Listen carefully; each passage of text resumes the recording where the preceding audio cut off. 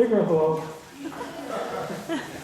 We are ready to start our annual Scott Joplin concert, a subdivision of the Scott Joplin Ragtime Festival, because some years ago we had festivals where the performers so enthusiastically finding other composers, obscure ones, self-composed, whatever, pieces from so many different people, we started noticing, you know, there are fewer Joplin pieces actually being played in some of these concerts. So we revved up the idea of having a Scott Joplin concert.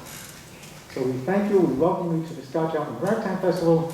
It's going to be a ragtime super duper event. And the beginning of this program is extra special. We're going to have a presentation, and it begins now with a visit from the director, the program director of the Ragtime Kids project that we started, Bill McNally. Hello everyone, and welcome to the Scott Joplin Festival and this afternoon's Joplin Legacy Concert.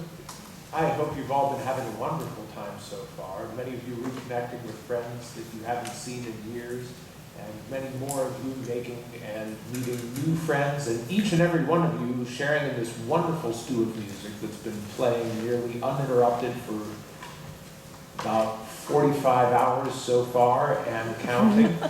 My name is Bill McNally, and I'm the program director of the Ragtime Kid program for the Scott Joplin Foundation.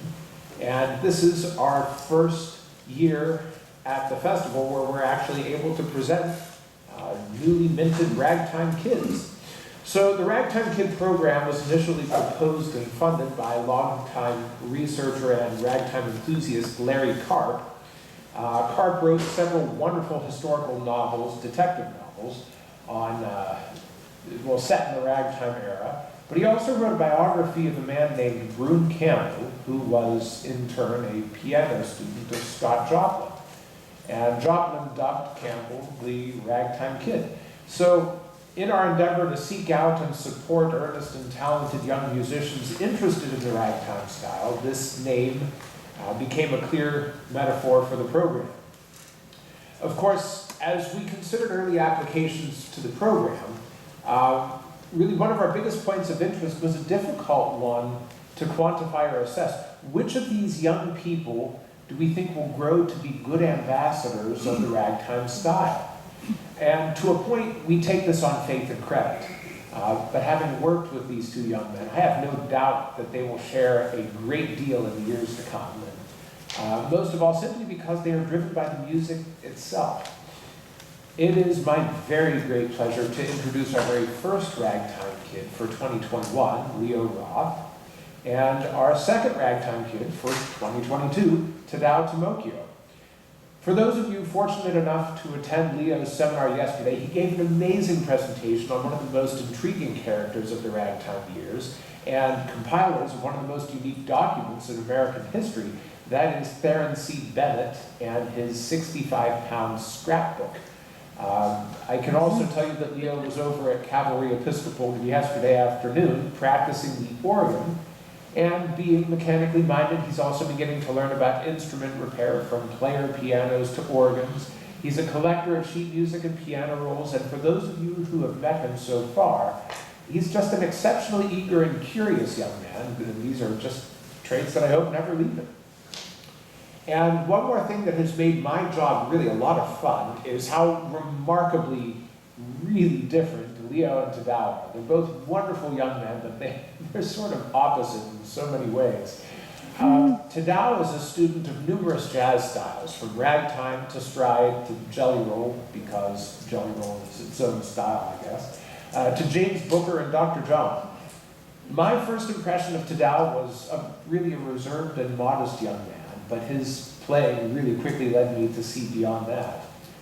When I worked with him, unfortunately only via Zoom connection, I never did have the opportunity to work with Tadao live. He played so beautifully and thoughtfully, but then I made some suggestions, and Tadao was able to put these suggestions to good musical use so immediately and so effectively. These were just hallmark indicators of a first-rate musical listening talent.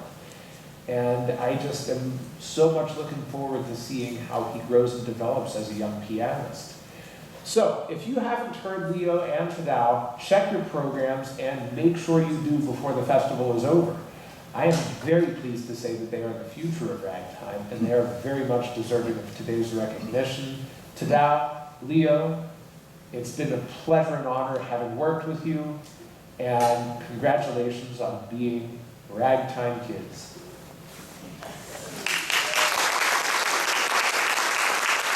Thank you all.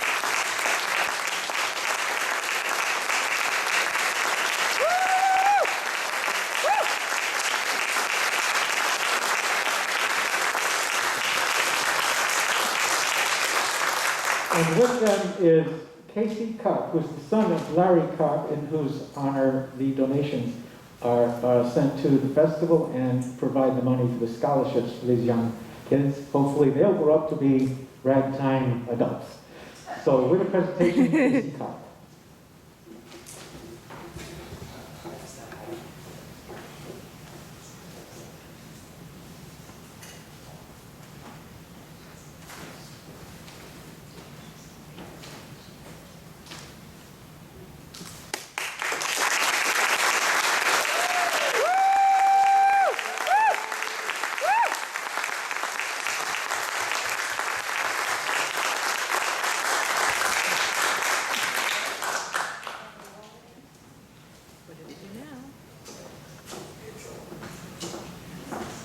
It's a wonderful thing. It's a wonderful sight. The concept is beautiful. I was thinking back to 1974 when this festival began, and those of us who showed up to help start the festival, we were just kids, too. We were the Ragtime Kids then. However, I do not recall anyone approaching me with scholarship money for being the Ragtime Kid. Maybe that check is in the mail. Yeah.